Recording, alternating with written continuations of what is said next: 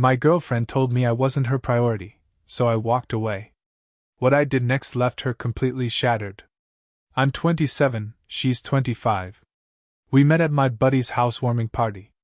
I'm usually the careful type, never the dude who jumps into relationships without thinking it through. I've always been that guy who takes his time, weighs the pros and cons. But with Melissa? Holy hell, she had this way of pulling me in that I couldn't resist. She wasn't even trying, that's what made it so deadly. She made me laugh like nobody else. She had this weird-ass sense of humor that just clicked with mine. She could make the most random Tuesday night feel like a holiday. And she was hot as hell too, which didn't hurt. The kind of girl that makes your friends text you, "Damn bro, how'd you land her?" after meeting her for the first time. So, because I was so damn into her, I went all in. Like full throttle, no holding back. I always put her first. It didn't matter if I was working 12-hour shifts that week or had important things to handle. If she needed me, I dropped everything and was there. That promotion I was gunning for? Passed it up because she wanted me to go on this weekend trip with her and her friends. My best friend's bachelor party? Left early because she wasn't feeling well and wanted me to come over. I paid attention to all the little details about her too, her favorite food, how she liked her coffee, which movies made her cry, anything with dogs, which side of the bed she needed to sleep on, right side, always, with the fan on medium. I planned surprise dates, got her thoughtful gifts, not just on birthdays, but on random Wednesdays just to show I was thinking about her. She was the first thing I thought about. I basically built my entire life around her. My choices, my time, my future plans, everything had her at the center. I was even looking at engagement rings, thinking she was the one. For the longest time, I thought she was just as invested as me. That was the lie I kept telling myself. The cold truth? She never showed the same energy I poured into that stupid-ass relationship. She just enjoyed being mine and the attention. When we first started dating, things were awesome. We'd been together for about 2 years total before everything went to hell. She moved into my place about a year in, the house I actually own and paid the mortgage on myself. I covered everything, mortgage, bills, groceries, even her damn car insurance and cell phone bill. I was even helping her with tuition payments. She was finishing her degree and working part-time at this coffee shop, so I figured I was investing in our future together. It's temporary, I told myself. Once she graduates and gets a real job, things will even out. Spoiler alert, they never did. In the beginning, it was seriously awesome. Melissa was funny, sweet, full of energy. We spent weekends exploring new places, binging shows like rabbits, just enjoying being together. But then things started changing, and I was too much of a dumbass to notice. It's crazy how you can miss so many red flags when you're wearing rose-colored glasses. Like how she never once offered to pay for anything, even after her parents sent her money. Or how she'd talk about her house and her kitchen when I was the one paying for all of it.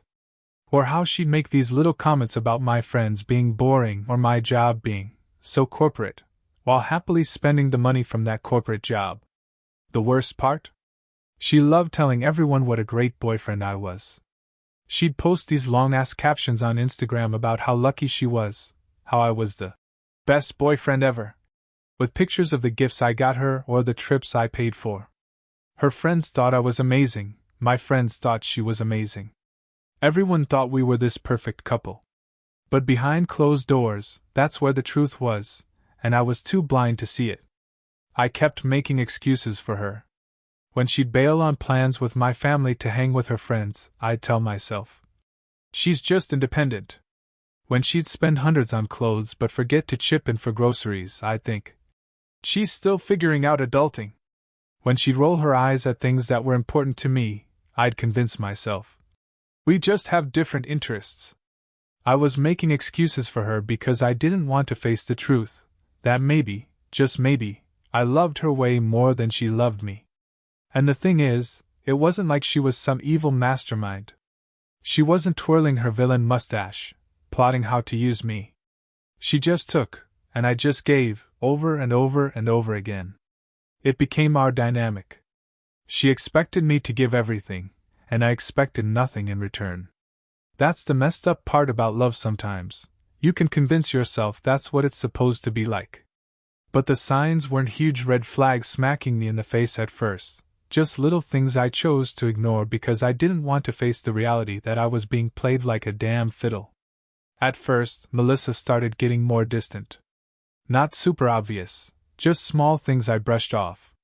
Like she'd stop waiting for me to eat dinner even though I texted I was on my way home. Or how she'd be glued to her phone the entire time we were together, giggling at other people's messages while barely acknowledging anything I said. I'd be talking about my day and look up to see her eyes hadn't left her screen once. Then she started going out a lot more, like 3 to 4 times a week. She'd say she was hanging with the girls or had a study group, and I didn't think much of it at first. I mean, she's entitled to her own life, right? I'm not some controlling jerk. But it became a pattern real quick. Weekends, weeknights, random evenings. I'd get home from a 10-hour workday looking forward to spending time with her only to find an empty house and a half-assed text saying, "Out with friends. Don't wait up." When she did come home, she was either still on her phone or heading straight to bed claiming she was so tired. No. How was your day? No hugs, no love. Nothing. The messed up part? I was still doing everything around the house too, cooking, cleaning, laundry, grocery shopping, paying every bill. Meanwhile, she's living rent-free, bill-free, doing whatever the hell she wants, whenever she wants, and I just let it happen. I tried bringing it up once. Stayed calm and everything. Told her I felt like we weren't connecting anymore. And she brushed it off with some crap like, "I just need some me time. You're overthinking it." Overthinking? I was busting my ass for this relationship, working 50+ hours a week to support us, and somehow I was the problem for wanting to feel connected. But I didn't want to seem clingy or controlling, so I dropped it like a dumbass. It got worse from there. I'd wake up on Saturdays to find her already gone. She'd text hours later saying she was with the girls or some vague excuse. I stopped asking for details because every time I did, she'd get all defensive and act like I was interrogating her. "Why don't you trust me?" she'd snap. And I'd back off immediately. Classic manipulation, but I couldn't see it at the time. And she never went out of her way for me, not like I did for her.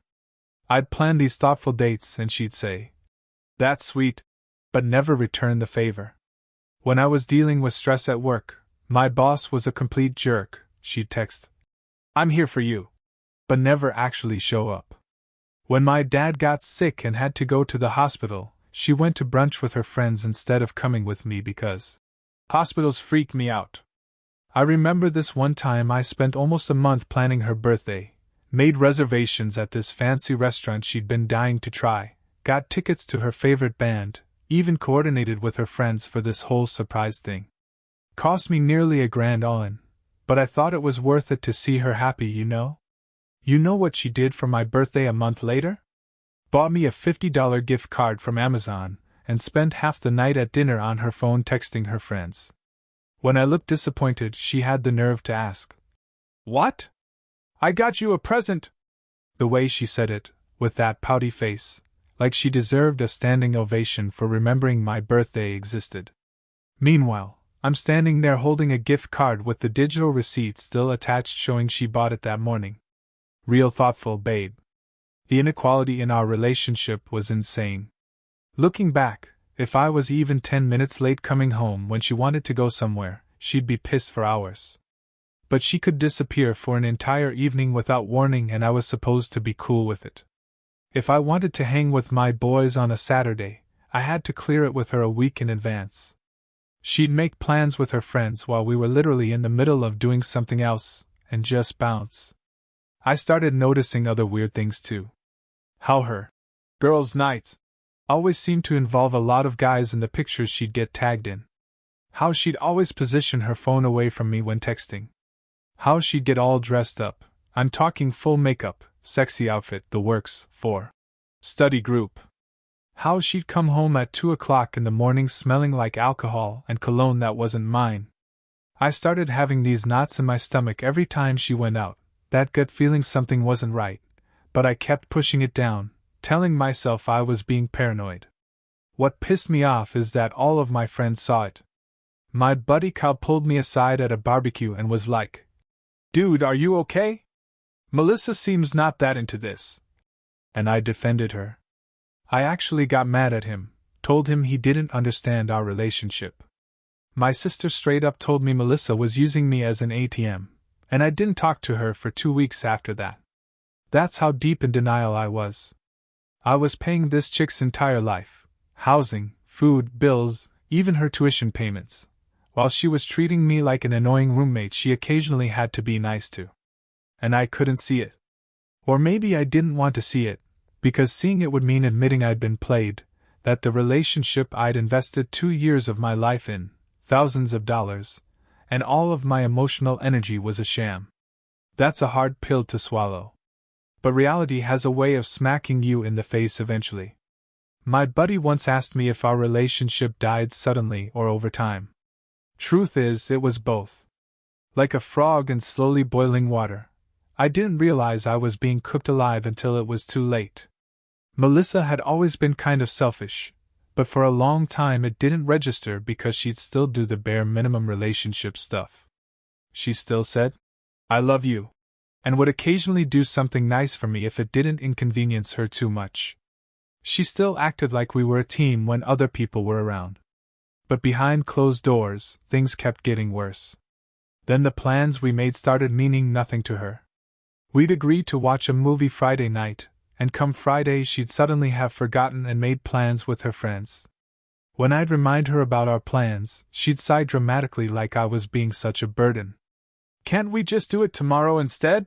she'd say, already dressed to go out. And when we were together, which was becoming rare, she'd act like being with me was some kind of chore she had to endure. She'd constantly check the time, be on her phone, or bring up how much fun she was missing elsewhere. And whenever I called her out on her attitude, she'd gaslight the hell out of me.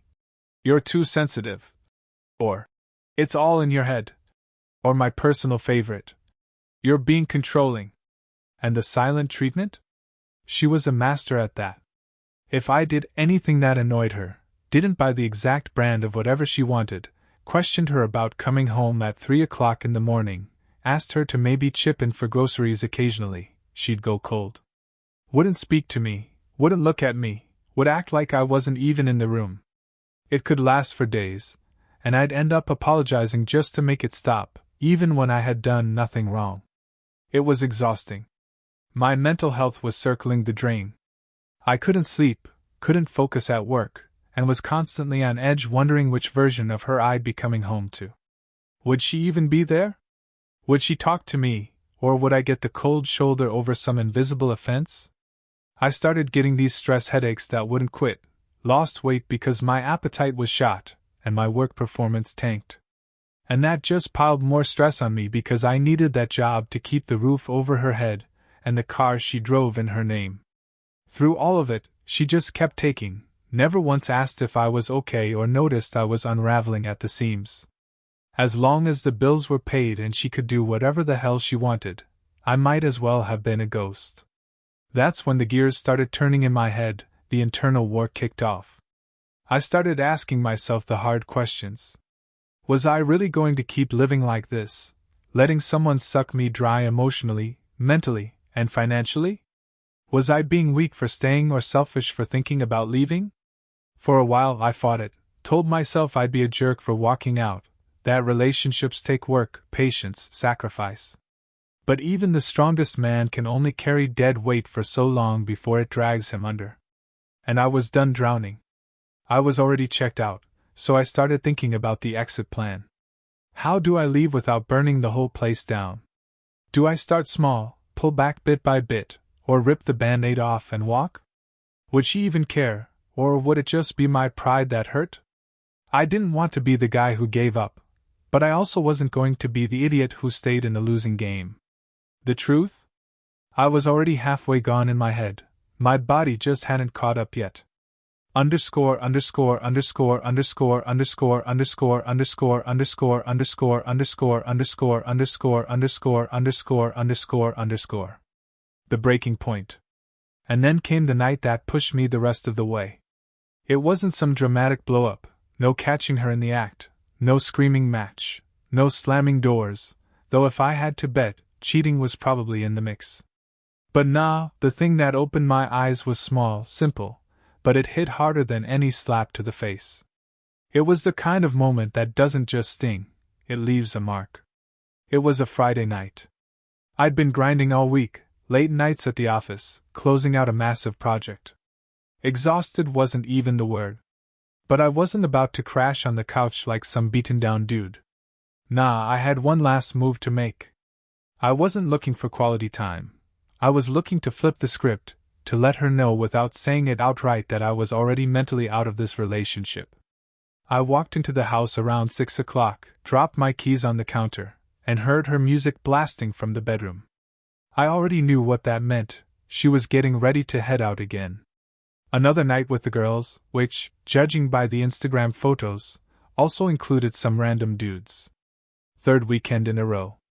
Third time I'd be left sitting alone in my own damn house like some afterthought. I knocked once and pushed open the bedroom door. She was there, standing in front of the mirror in nothing but her underwear, applying makeup like she was about to walk a damn runway. Normally, I would have taken a second to appreciate the view. Not tonight. Tonight, I wasn't here to admire anything. Hey, I said, my tone easy, casual. Just another guy wanting to spend the night in, right?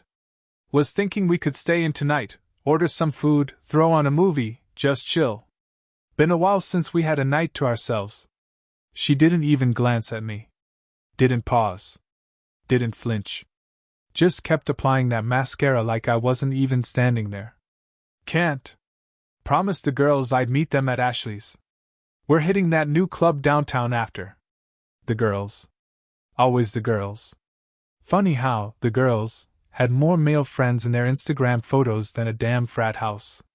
I kept my voice calm, my stance easy, leaning against the door frame like I had all the time in the world. Yeah, thought maybe you'd want to catch up. We've barely crossed paths all week. I come home and you're either gone or heading out the door.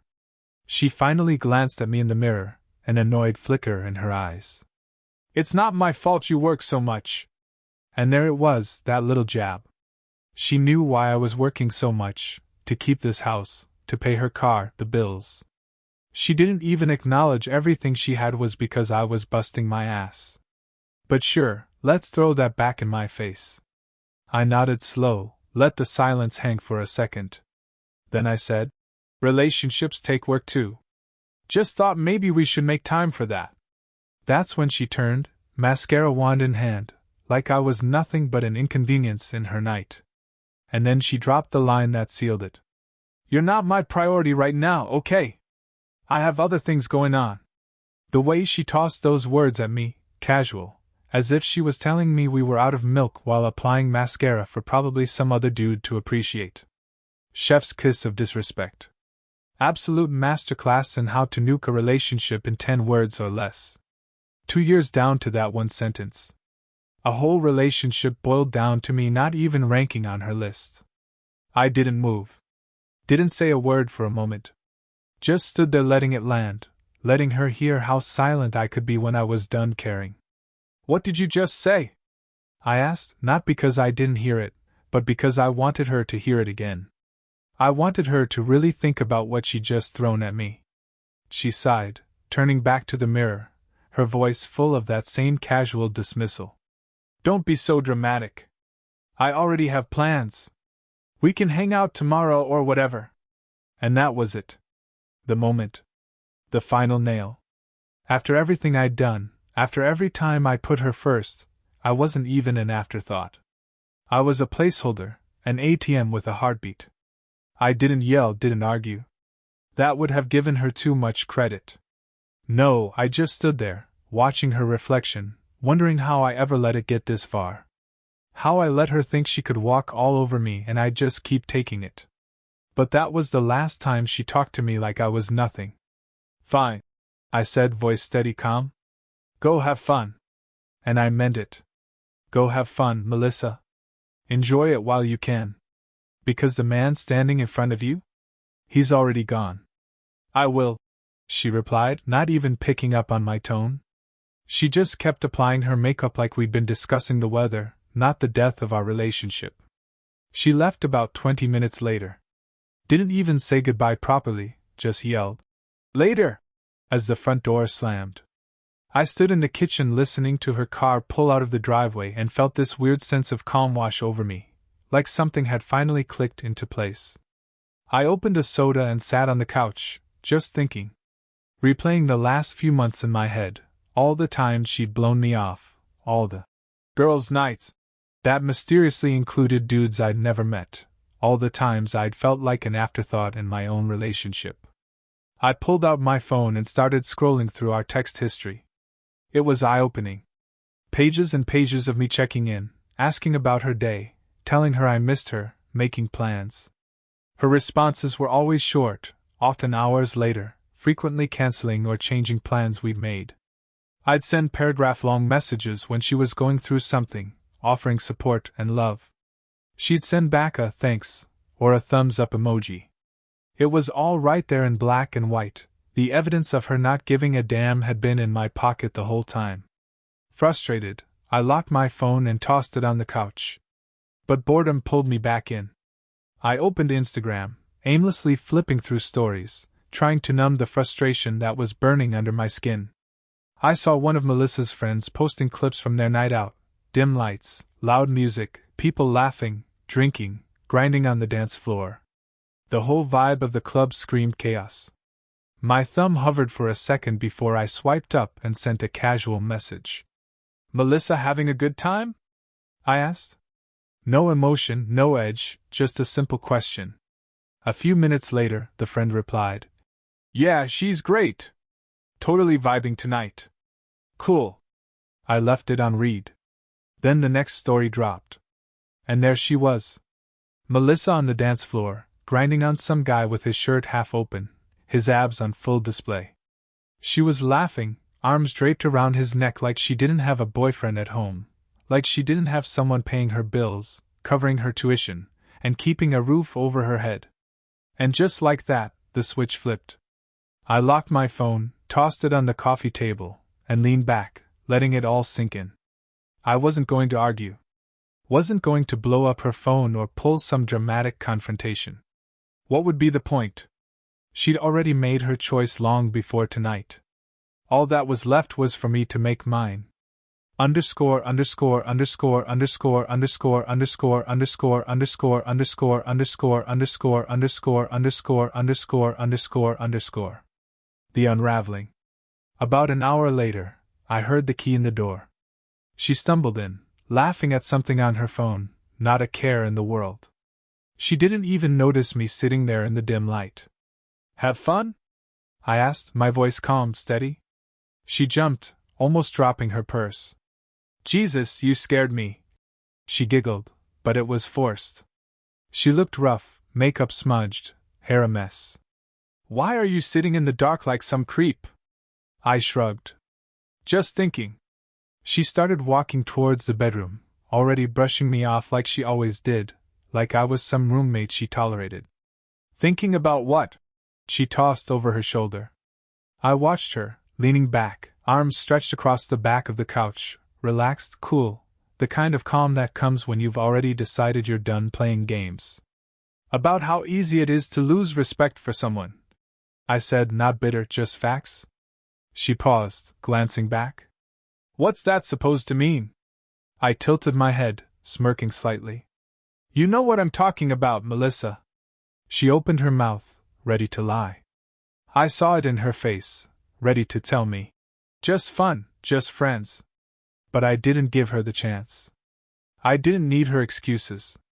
I didn't need her fake tears or weak apologies. I was done playing that game. "I'm not in the mood for stories," I said flatly. "Go to bed."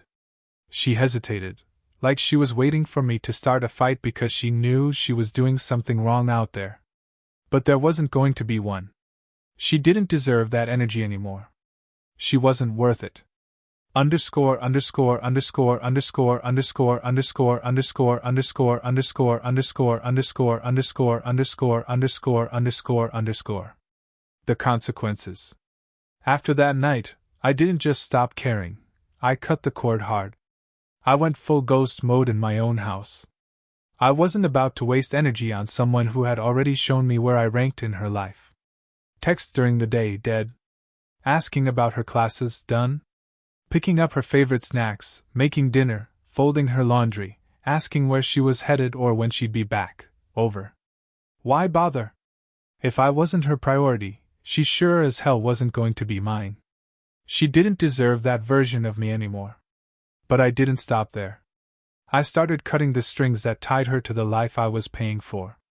I logged into every account, car insurance, phone bill, her streaming services, gone. I cut her off clean. No more free ride on my dime. I wasn't going to fund her nights out, her drunk Ubers, or her endless shopping sprees while she was acting single in public and treating me like an afterthought in private. Her tuition payments? Cancelled. She wanted independence? She was about to get it. At first, she didn't even clock it. Too wrapped up in her own world to notice that her personal butler and private banker had gone off duty. But after a week, she started noticing the shift, noticed that the man who once made her the center of his world had stopped orbiting around her.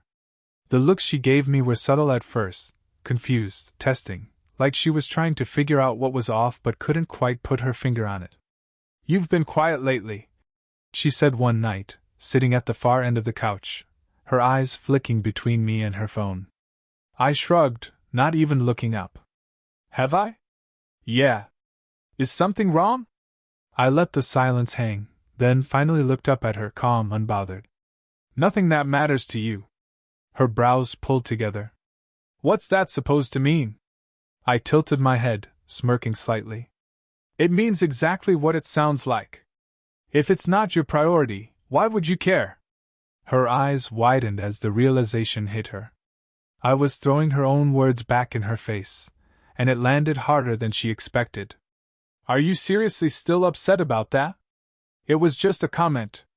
I didn't mean it." "Sure," I said, standing up. "Whatever you say."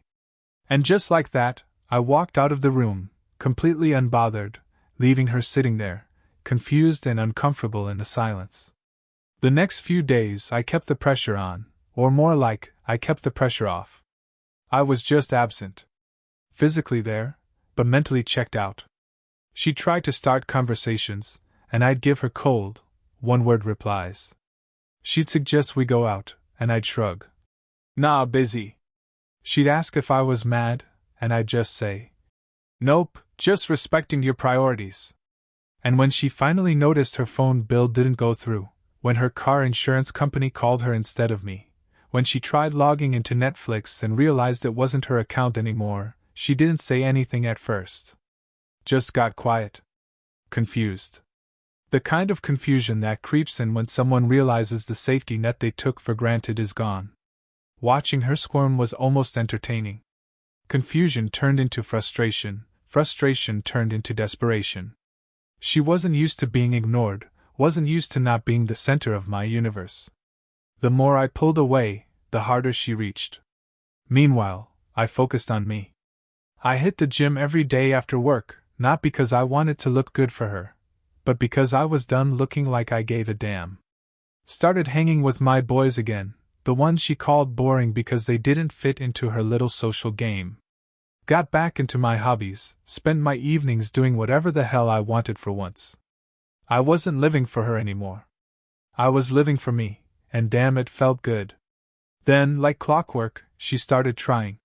Coming home earlier, suddenly bringing back my favorite takeout, asking about my day and actually waiting for an answer, dropping little compliments, trying to cozy up to me on the couch. But it was too late. I'd seen enough, heard enough. She was just playing catch-up, and I wasn't on that field anymore. But I let her keep trying. Let her sweat. Let her feel what it was like to reach for someone who wasn't reaching back. One night she cracked. Came at me with tears in her eyes, voice shaking like she was the victim. "I don't understand what's happening. she said. Why are you being like this? I kept my expression flat, cold. You made it clear, Melissa. I'm not your priority. You've got other things going on. So now I'm focusing on my priorities. And honestly, you're not one of them. Her face crumbled. That's not fair. I said one thing one time, and now you're punishing me for it. I laughed hard, not because it was funny, but because it was pathetic. One thing, Melissa? You've been showing me I wasn't a priority for months. Every time you blew me off. Every time you took advantage of me. Every time you looked at me like I was just there, like I didn't matter. I stepped closer, my voice low and final. I paid for this house. Paid your car insurance. Paid for the food you eat, the bills that keep the lights on, your damn tuition. And all I got in return? You're not my priority. Well, message received, loud and clear. She broke.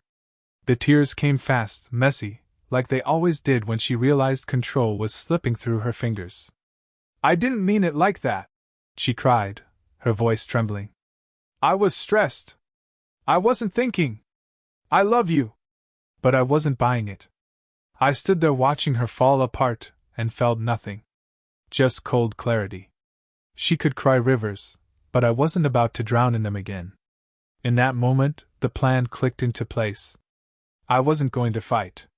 I'd let her cry, let her think she still had time to fix it. And then I'd disappear. Quiet. Clean. She wasn't worth the drama. She wanted me to be an option? I'd show her how it feels when that option just vanishes. Underscore underscore underscore underscore underscore underscore underscore underscore underscore underscore underscore underscore underscore underscore underscore underscore. The shattering end. The very next day, I got up at 5 o'clock in the morning, packed my essentials, and bounced while she was still snoring. By sunrise I was gone. No note. No explanation. Just a text. You don't have to worry about me being your priority anymore. I'm gone. And I just disappeared. She blew up my phone, calls, texts. Didn't pick up. Didn't reply. Silence is golden, and it was time she learned that. First, she hit me with the classics. Are you serious? You're being so dramatic. This is childish. What's childish is thinking I'd stick around after being treated like a side quest in her life. Then came the desperation.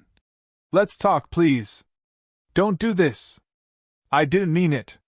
Yeah, you did, and now I'm done. I crashed at my buddy Kyle's for a bit, locked down a new apartment, and went full ghost mode. Changed passwords, cut her off my credit card, and gave her parents the heads up that tuition's now their problem. Felt like deleting old files off a hard drive, clean, necessary, satisfying. Freedom hit different. No more draining energy on a one-sided relationship. A month later, mutual friends told me she was spiraling, struggling with car payments, dropping classes, couch surfing. Her parents told her to grow up before moving back home. I felt nothing. But 4 months in, she showed up at my new spot. No idea how she found the address. She looked wrecked, skinny, tired. All that confidence she used to flex gone. Please, she said, voice shaking. I've changed. I miss you.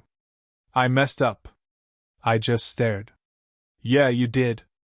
Can we try again? I'll prove it to you. You're my priority now. Priority?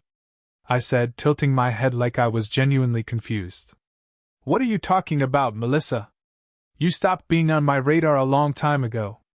I don't even remember what it felt like to care. She broke down crying, begging, throwing out empty promises that she'd be different, that she'd change. But me? I felt like the weight had already been lifted, and she was the only one still holding on. You should go, I said, my voice calm, almost bored. There's nothing for you here. Not anymore. I closed the door, her sobbing on the other side. Not my problem anymore. And damn, it felt good. Freeing. Like dropping a weight I didn't know I was carrying. A few weeks later, I met this badass chick. A real one. Genuine, thoughtful, actually knows how to be a partner. She says I'm a priority, And she means it, shows it every day. Game changer. Word got out, Melissa heard, went nuts. Started showing up at places I might be, texting me from random numbers after I blocked her old one. Desperation looks bad on anyone. I ignored it. I was done with her games. Last I heard, she dropped out of school and moved back home, her life a mess. Mine? Better than ever. Funny how it works. She thought I was replaceable. Turns out she was. People ask if I regret it, if I'm ever tempted to reach out. Nah. Leaving was the best decision I ever made. Because when someone shows you they don't care, believe them. And then make damn sure they're not your problem anymore.